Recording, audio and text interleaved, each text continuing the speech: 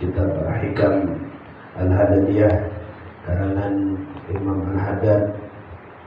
Kata beliau, rahmatun tatlubuka wa rahmatun tatlubuha.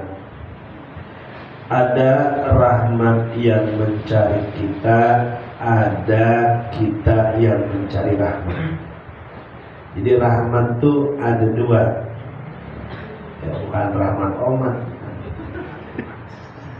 itu beda cerita. Ya. Ada rahmat yang kita cari, ada rahmat yang mencari kita. Bagaimana dengan rahmat yang mencari kita? Itu adalah rahmat hidayah. Hidayah mencari kita, cuman kita siap gak terimanya. Maka ketika ada rahmat mencari kita, kita tidak menerimanya, gak jadilah kita orang Islam. Maka di akhirat nanti selesailah, tidak ada alasan lagi, ya Allah, saya itu sebenarnya pengen jadi orang Islam, cuman saya mah kagak ngerti, diajarin sama orang tua saya kagak bisa. Karena rahmat itu sudah mencari kita, tapi kita tidak menerima. Oleh sebab rahmat ini diutuslah para rasul kepada kita. Ya, makanya ada rahmat yang mencari kita, itulah hidayah. Maka jangan ada bahasa seperti ini. Saya mau kayak gitu aja dah kalau udah dapat hidayah. Hidayah sudah di hadapan dia, tapi dia tidak mau menerimanya. Ada lagi rahmat yang perlu kita mencarinya, apa? Surga. Ya. Surga itu rahmat Allah, tapi perlu kita cari. Carinya tas'a bilaha bil amali shalih ala qanunil ilmi nafi. Cara mencari surga itu bagaimana dengan amal saleh yang sesuai dengan ilmunya. Ini perlu dicatat di kalimat akhirnya. Jadi bil amali shalih ala qanunil ilmi nafi. Gak cukup amalan itu soleh, tapi harus sesuai dengan ilmunya. Itu kita kalau pengen nyari surga. Ya, jadi harus satu beramal, dua berilmu. Jadi bukan sebatas semangat saja. Alhamdulillah Pak Ustaz, saya mau kalau apa-apa urusan ibadah mau paling pertama, tapi gak pernah mau belajar. Ini bahaya yang seperti ini. Kasihan dia capek-capek, sholatnya nggak pakai peraturan. Ya, ini seperti orang ya, yang memang dia punya keinginan tinggi, tapi tidak pernah dibarengi dengan kekuatan hati yang kuat. Ya, kalau jasadnya mah suruh ibadah kuat banget, tapi hatinya nggak bisa ngikutin. Kenapa? Karena dia merasa kosong dengan nur Allah, dengan cahaya Allah. Maka biar amalan kita ini, mohon maaf, supaya ganjaran atau pahalanya surga, kita harus yang namanya mencari ilmu untuk beramal. Jadi semangat saja nggak cukup, harus dibarengi dengan amal. Amal saja nggak cukup, harus dibarengi dengan ilmu. Ada kan orang semangat, masya Allah, datang ke ustaz, ke kiai, ustaz amalan yang paling bagus apa? Ya udah baca la ilaha illallah 1000. Semangat doang, dilakuin nggak? Dicatat, kan ada seperti itu. Masya Allah, datang ke kiai, dari hidup saya berkah, tulis aja selawat, semangat dia. Ke Banten didatengin, diamalin kagak. Ada yang semangat doang, ilmunya kagak ada. Dapat dari internet, kayak gini cakepnya, amalin, akhirnya error. Ya. Perlu semangat bagus, tapi semangat saja tidak akan jadi tanpa amal soleh. Amal soleh yang bagus tidak akan jadi tanpa ilmu. Penting. Kemudian dawail hirsi ala dunya talatatun. Faktor yang membuat orang tamak terhadap dunia ada 3. Ahaduha an-nadru ilaiha bi'ainil istihsan. Yang pertama, menganggap dunia itu baik. Karena menganggap dunia itu baik, maka senang langgeng bersama dunia, senang bernikmat-nikmat dengan dunia. Ya, itu yang menyebabkan kita bisa jadi orang yang malu. Kenapa? Nganggap dunia itu segalanya. Dunia di tangan orang yang berilmu nggak jadi tercela. Tapi di hadapan orang yang menganggap dunia itu segalanya, bahkan di bawahnya itu Tuhan, di bawahnya itu agama, di bawahnya kebaikan, ini bahaya. Maka dunia itu seperti pisau. Kalau dipegangnya sama koki jadi makanan enak. Bocah tukang mabok jadi begal. Tawuran, aduh ya Allah. Si banyak yang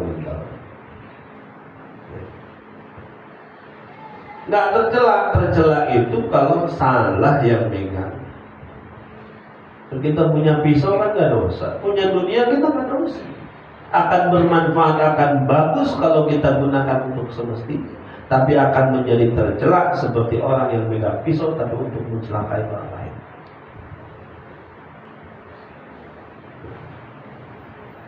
Punya HP bagus, buat telepon tiap hari, ngabarin orang tua, bisnis online, masya Allah bagus. Tapi kalau saban hari buat video callan, kerja kagak, apa yang kagak. Bangun tidur udah laporan, sebelum tidur udah laporan, padahal kegiatannya pengangguran. Ya.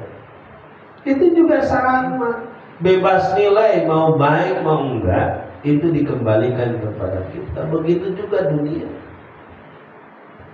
Jangan menganggap segalanya walaupun kita butuh.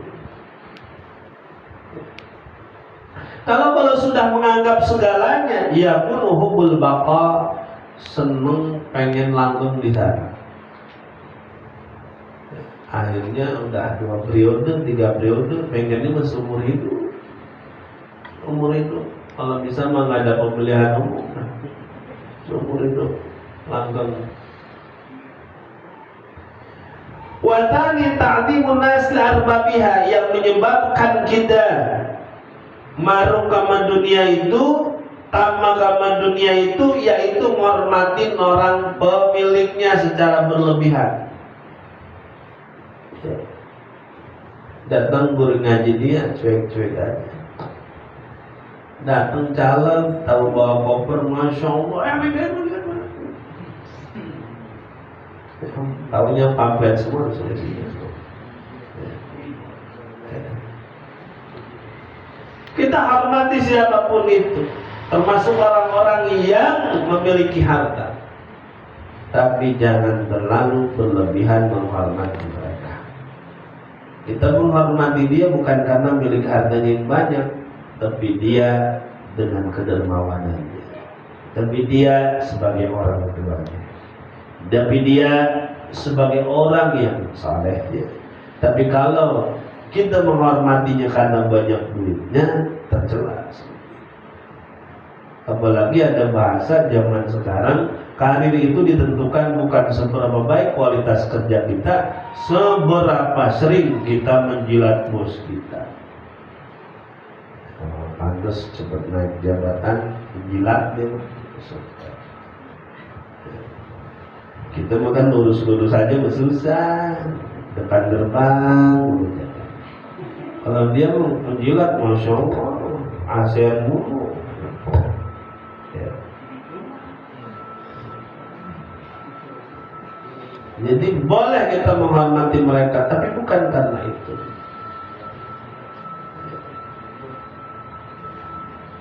Wa minhu yakunu tafakhur wa takatsur. Kalau kita sudah kadu menghormati mereka, maka kita akan saling berlomba-lomba, berbangga-bangga dan bermegah-megahan.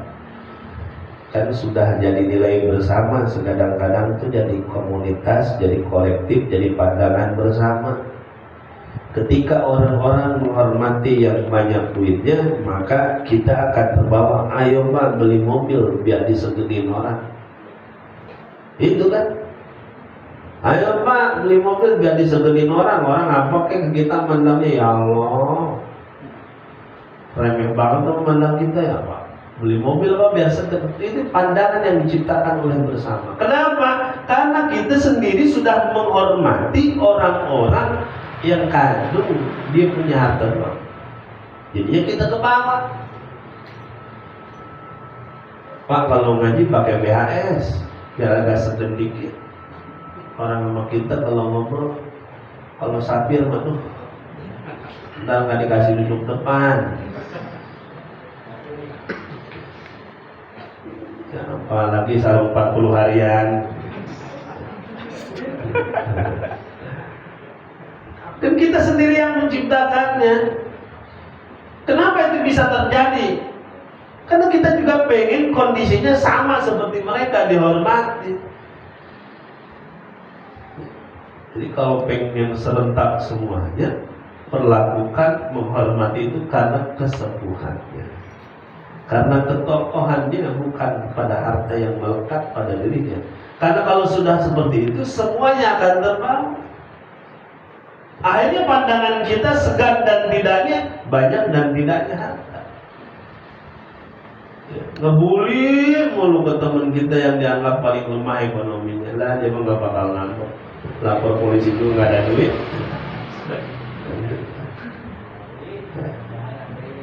Seperti itu. Ya. Karena kita yang menciptakannya sendiri.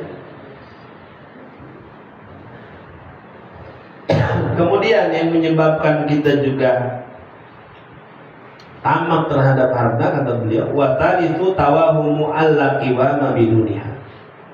Adanya anggapan dari diri kita bahwa hidup ini nggak akan benar kalau nggak ada dunia. Ya. Maksudnya tuh kalau nggak ada dunia kita nggak hidup. Ini pandangan ini. Kalau pandangan orang apa benar, kita segala sesuatu Pak butuh duit, iya butuh duit. Tapi yang namanya hidup, ada yang banyak duit, makannya bubur doang kan banyak. Ya Allah, kita setiap hari wudhu, sambal, seneng banget, berapa 10.000, enak banget. Bawahnya banyak, kopinya nambah, 15.000 udah kenikmatan luar biasa. Rumahnya udah segede lapangan bola. Orang renang udah kayak danau di rumahnya, bisa melihara penguin.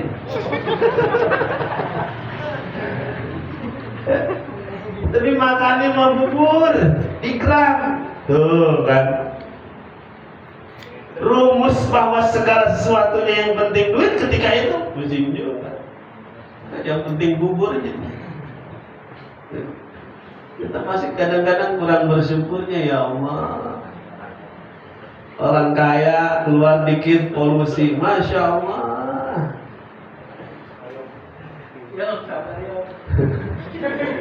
Keluar dikit polusi, alhamdulillah kita.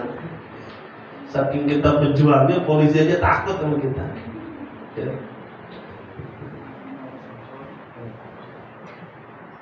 Ya.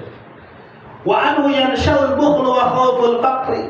Karena menganggap hidup ini gak akan beres kalau gak ada dunia, maka akan timbullah pelit.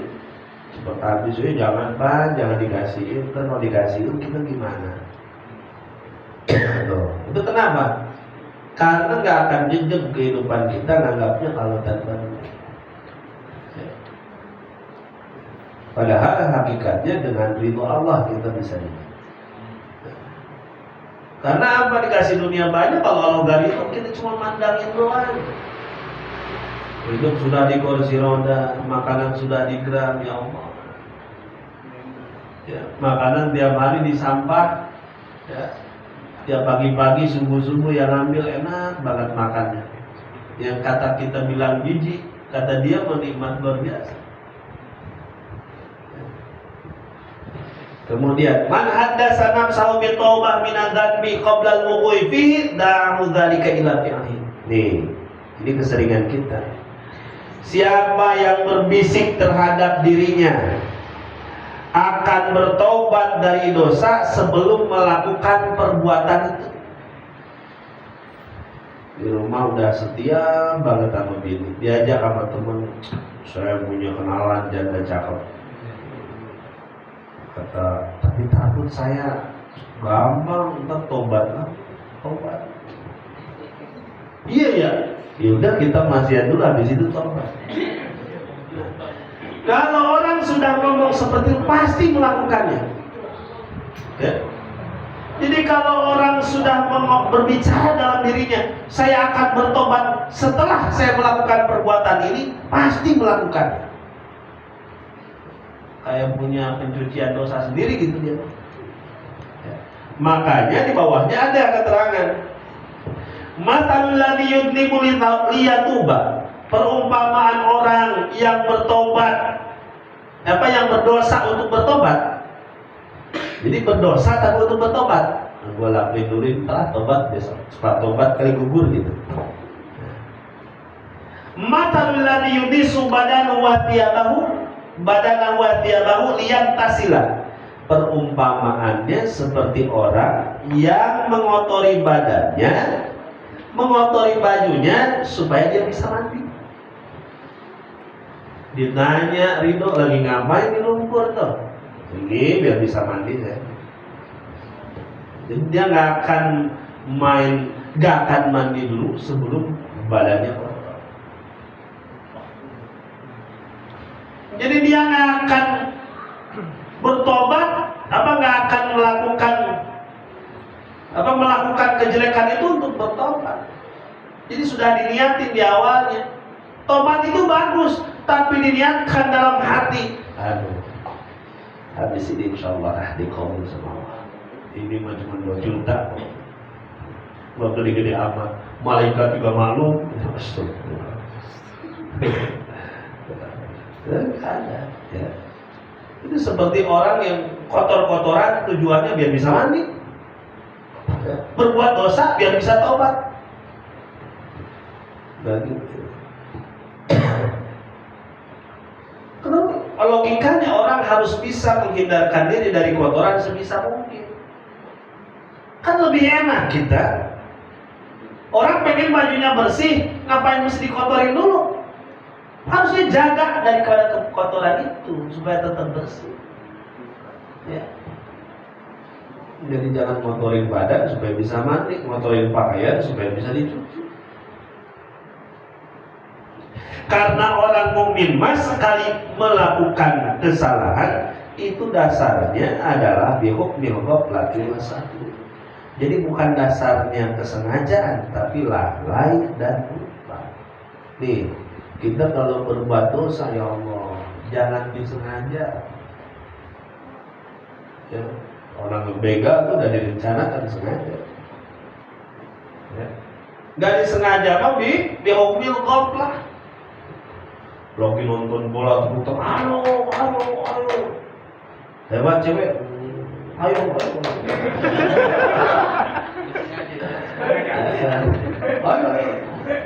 Itu kan bukan faktor kesengajaan dari rumah mau nonton perempuan. Itu kelalaian kita. Yo anak mudanya keluar lagi. Itu nggak disengaja, sahwi atau lupa.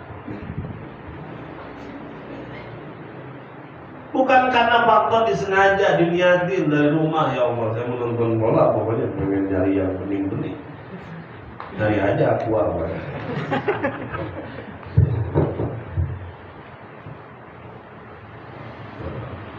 Maka wajibu alaihi atanadzufa fil hali. Kalau ada kotoran bersihin langsung. Ya, bersihin langsung. Dan ingat kesalahannya bukan yang direncanakan. Orang mukmin nggak kayak gitu, orang muslim nggak kayak gitu. Ya, kita berlaku salah itu bukan yang direncanakan dari rumah. Di rumah sudah diplot. Nanti laporannya harus seperti ini. Masya Allah. Korupsi misalnya, itu sudah direncanakan. Ya. Kemudian, masalul ukhwati fillah. Ini ada sering ungkapan kita, saudara dalam Allah. Ikhwah fillah. Ikhwan billah itu artinya apa sih? Saudara seperjuangan atau apa? Sering membaca ikhwan billah atau apa? Matalul ikhwati fillah masalus syajarah. Perumpamaan saudara di jalan Allah itu seperti pohon. Tusqa bima'it tazawur. Yang namanya persaudaraan bisa subur kalau disirami dengan air saling mengunjungi airnya. Saudara bisa makin dekat. Kenapa? Karena sering mengunjungi, sering ketemu. Bima'it tazawur. Ini saudara, persatuan kita di jalan Allah akan match, akan bersatu kalau sering bertemu. Itu kalau pohon ibarat disiram itu dengan bertemu. Kenapa misalnya di Majelis Alimah bisa kompak semuanya? Karena sering ketemu. Kalau jarang-jarang ketemu nggak bisa. Iya, sama kawan-kawannya bisa kompak. Kopdar sering, Manakib sering, PS lanjut.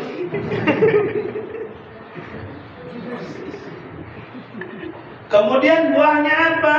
Wa tuthmiru ta'awuna 'alal birri wa taqwa. Buahnya apa? Persaudaraan di jalan Allah saling mengingatkan, berlomba-lomba dalam kebaikan dan takwa. Pengen langgeng persaudaraan itu, siram dengan air saling mengunjung.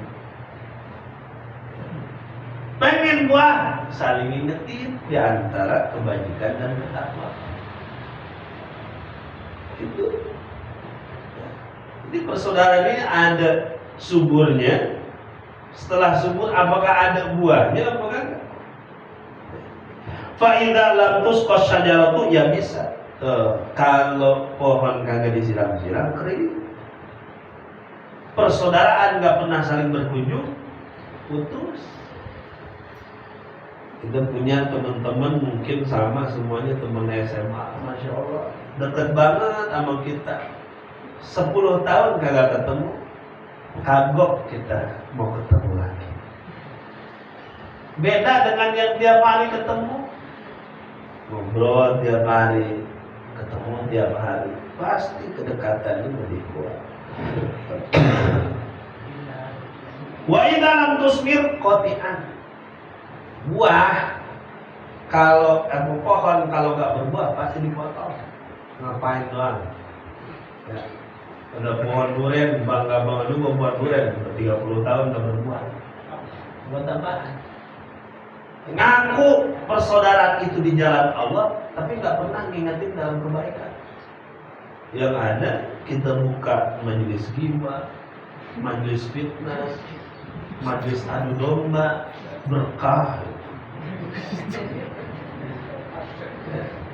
Itu al-ukhwah fillah harus disirami, saling mengunjungi, kemudian harus buahnya itu adalah saling menasihati dalam takwa.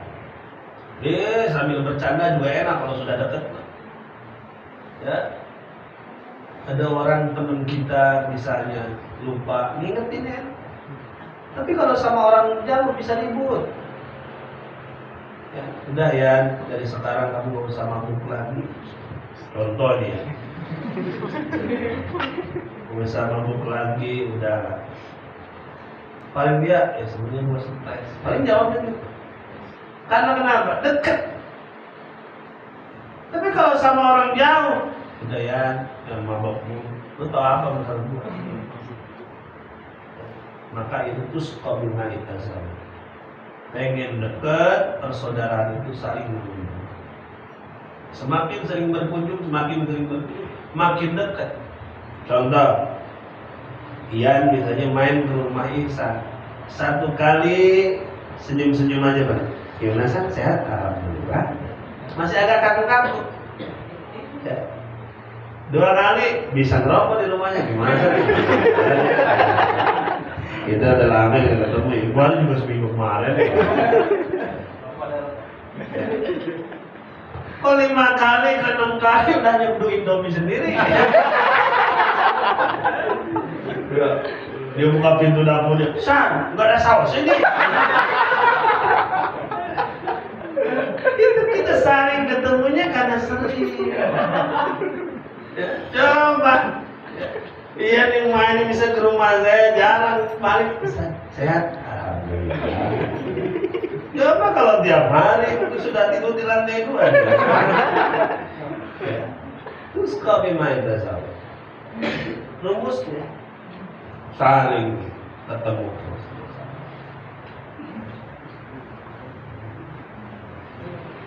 Kemudian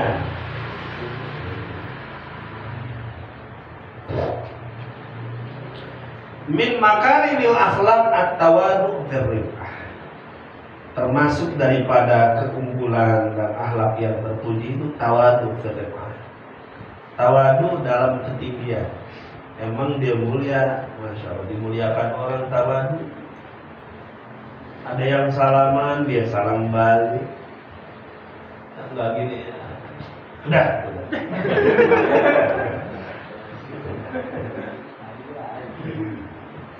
Panggil saya Abu ya. Syekh. Hanya apa namanya, yang berangkat. Tawadu dalam keadaan tinggi. Orang kalau biasa-biasa, ini kita kalau mau bertawadu jangan di majlis doang Pak, hati-hati. Di majelis ilmu semua kita lihat di luar itu. Kita lihat omongannya seperti apa. Kita lihat perilakunya seperti apa. Itu yang dimaksud tawadu yang sesungguhnya. Jangan kita terlalu dini menyimpulkan saling cium tangan. Masya Allah akhlaknya luar biasa. Situ nomornya berapa tahun. Saya juga bisa gitu dong man. Tapi yang berat adalah ketika kita tanpa ada siapapun dan tanpa ada yang menilai kita. Kalau saya nggak gitu nanti dinilai orang jelek. Nah, tapi sehari-harinya, ucapannya, perilakunya itulah yang benar-benar menunjukkan tawadu dalam pendidikan. Saya selalu bilang ke anak-anak, jika ditakdirkan kamu jadi guru, jadi kiai, jadi ustaz, amin. Ogah bisa menjadi ustaz. Amin. Jadi kalau seperti itu jangan pernah kecewa nggak dipanggil ustaz, nggak dipanggil haji, nggak dipanggil kiai. Walaupun kewajiban murid manggilnya seperti itu. Sekalinya mereka tidak manggil kita jangan kecewa. Nggak berkurang sedikit pun apapun dari kita. Jadi jangan pernah tersinggung dengan hal seperti itu. Ya. Pokoknya kalau mendapat derajat yang tinggi, jabatan dunia, jabatan ilmu, jabatan kedudukan apapun itu harus tawadu. Harus tawadu. Wa tajammul fil khilah. Ini yang sering salah nih. Dan berhias, berindah-indah walaupun hidup kita hanya ala kadar. Kita emang hidup misalnya cuma nemu makan, biaya sekolah ya alhamdulillah kebayar. Ya pakai baju yang rapi-rapi, yang indah-indah. Ya. Jangan seperti pengemis.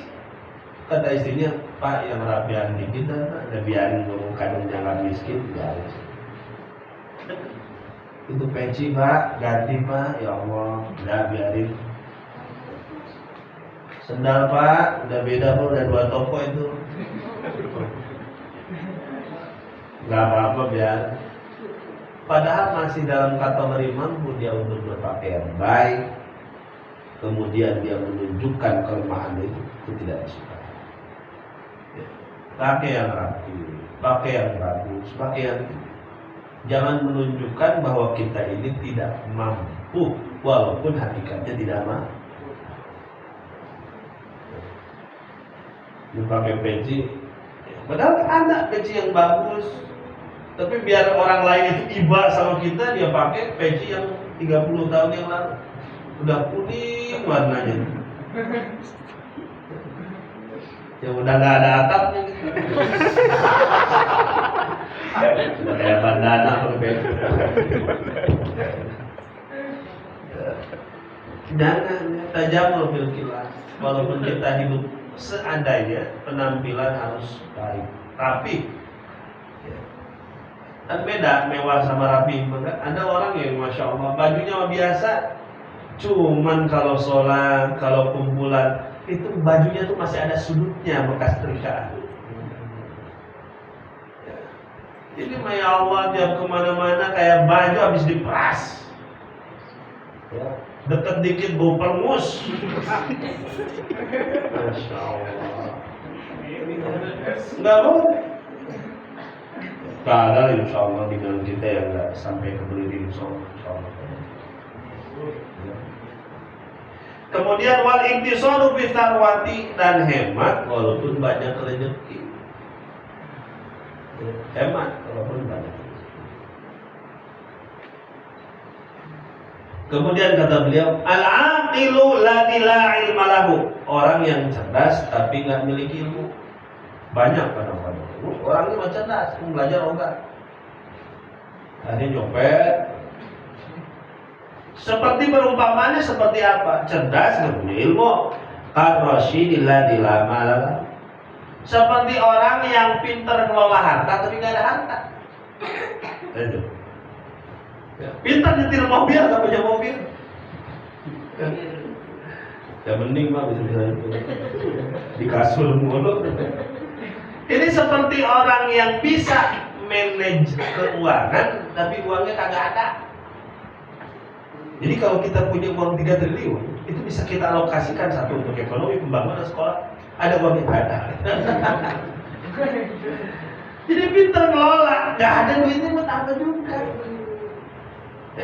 Ada kecerdasan, tapi nggak ada ilmu buat apa?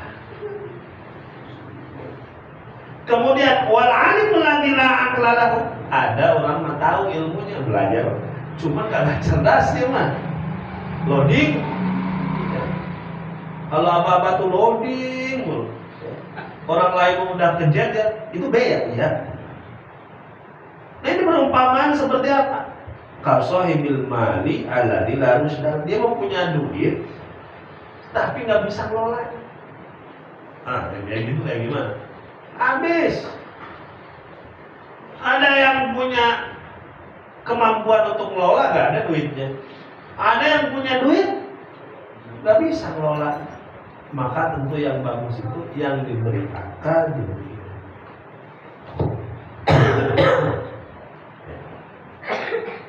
Satu lagi lah, lagi sana. Sakhir akhlaka li ilmika, tundukkan akalmu kepada ilmu. Wa sakhir nafsaka li akal, dan tundukkanlah nafsumu kepada akal. Yang pertama, sakhir akhlaka li ilmika, tundukin akalmu untuk ilmu. Maksudnya apa? Sejauh akal kita memandang, harus dibatasin sama ilmu, nggak bakal beres. Orang kalau memandang segala sesuatu itu dengan akal, bahaya. Karena agama ini ada yang namanya rasional, ada suprarasional, yang kita belum nyampe ke sana. Surga dan neraka nggak bisa dikejar sama akal. Ilmu di sini yang harus nemeninnya, kalau enggak jadi ateis. Ya. Mana saya nyari-nyari surga ini? Agak ada, infonya di mana? Enggak. Ini bahaya kalau nggak dibatasin sama ini. Orang bisa selamat pintarnya itu, nggak dileweng, nggak sesat. Ilmu yang jadi benteng. Itu karena kita belajar itu penting, ilmu agama, supaya kecerdasan kita terkontrol. Makanya jangan sampai kita ini cerdas doang layak kalau tanpa ilmu. Nantinya kalau cerdas doang bisa memberi orang. Wasakhir nafsaka li aklika, dan tundukkan nafsumu itu oleh akal. Jadi si nafsu itu harus tunduk kepada akal kita. Kita pengen berbuat julid, jahat, akal kita mikir ini akibatnya bahaya. Di rumah sudah bawa golok, waduh nafsu kita lagi menggebu-gebu. Akal harus punya kendali. Ini 20 tahun nih KUHP nih. Yang mana baru nikah.